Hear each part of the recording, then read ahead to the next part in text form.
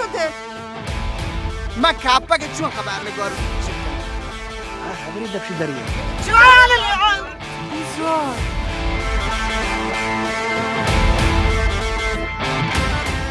پورچیه که مرگ من برده